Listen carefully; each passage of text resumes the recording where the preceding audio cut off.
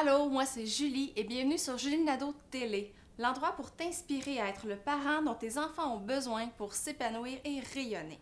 Ok, aujourd'hui, danger, sujet sensible. En fait, cette vidéo est la première d'une série de deux, parce que ce sujet-là est gros et demande plus d'explications. C'est un sujet sensible parce que dans notre société actuelle, comprendre que ça n'a pas toujours été comme ça, punir les enfants est généralement accepté.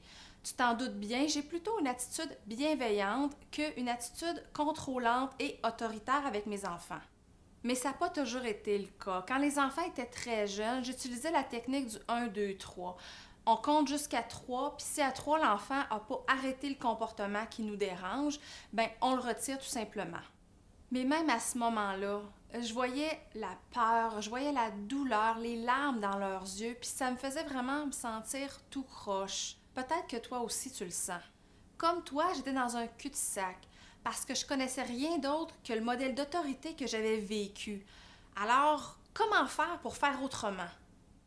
C'est quand on se pose ce genre de questions-là qu'on ouvre la porte à changer nos façons de faire avec les enfants pour leur bénéfice et le nôtre. Donc, dans la première vidéo, on va explorer pourquoi on utilise les punitions avec nos enfants et leurs effets. Puis dans la deuxième vidéo, on va plutôt voir qu'est-ce qu'on peut faire à la place de punir nos enfants. À la base, les punitions servent à soumettre nos enfants à nos opinions, à nos croyances et à nos peurs. On veut des enfants obéissants et bien élevés.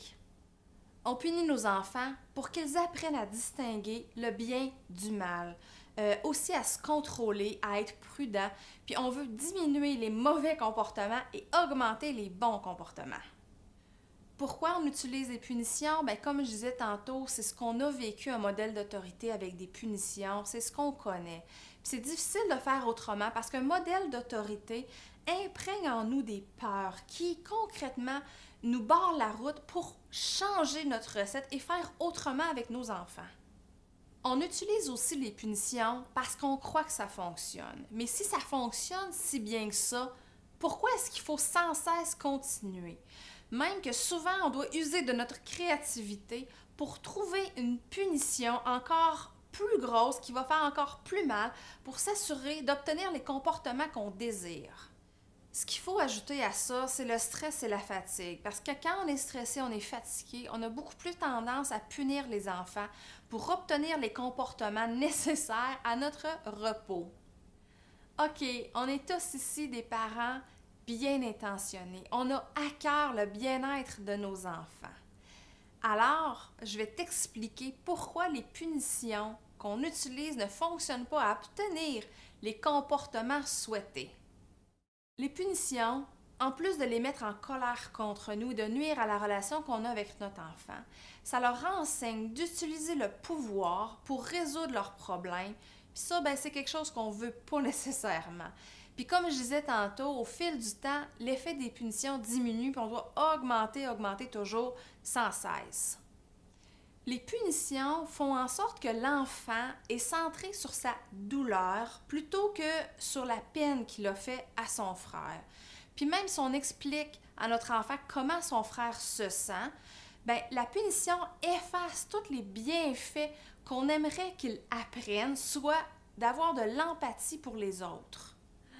Notre enfant est en colère contre nous et certainement pas en train de se dire « Pourquoi j'ai fait de la peine à mon frère? » Il est plutôt à se dire « Ouais, la prochaine fois, là, faut pas que je me fasse pogner. » C'est vraiment ce que je pensais moi-même quand je me faisais punir.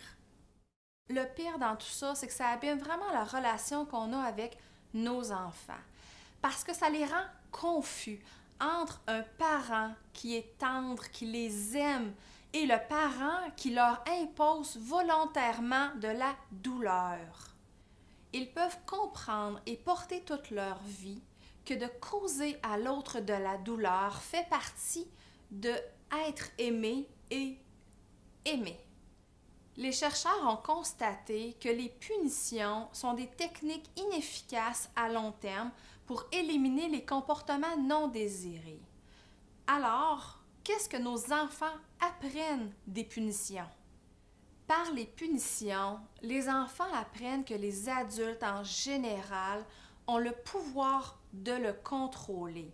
Ça lui apprend aussi qu'il n'a vraiment pas beaucoup de contrôle sur sa vie et de pouvoir. Puis ça lui apprend aussi qu'éventuellement, lui aussi peut utiliser le pouvoir sur les autres quand il en aura l'occasion. La pire des choses qu'ils apprennent par les punitions, c'est si je suis puni, c'est que je suis méchant.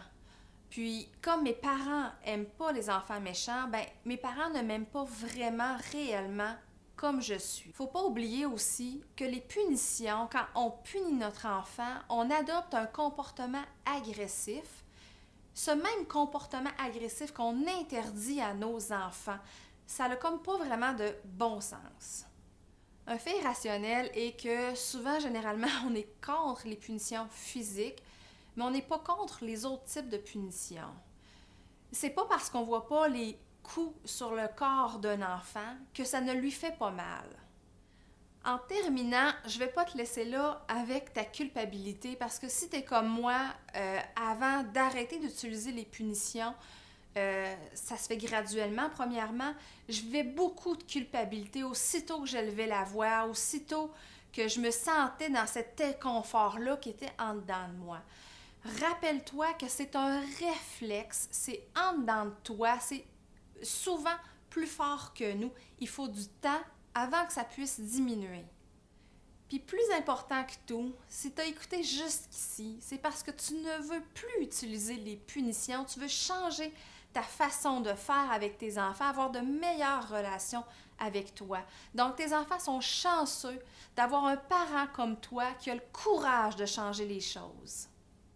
As-tu aimé cette vidéo? Si oui, partage et laisse-moi un commentaire, ça va me faire plaisir de te lire et de te répondre. Puis si tu veux plus de trucs et d'informations, viens directement me rejoindre sur julienadeaucoaching.com.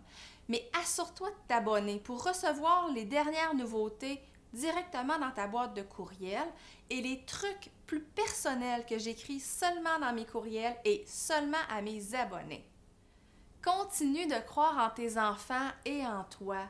On a besoin de parents comme toi pour créer un monde meilleur, un enfant à la fois. Sur ce, merci de m'avoir regardé et à très bientôt.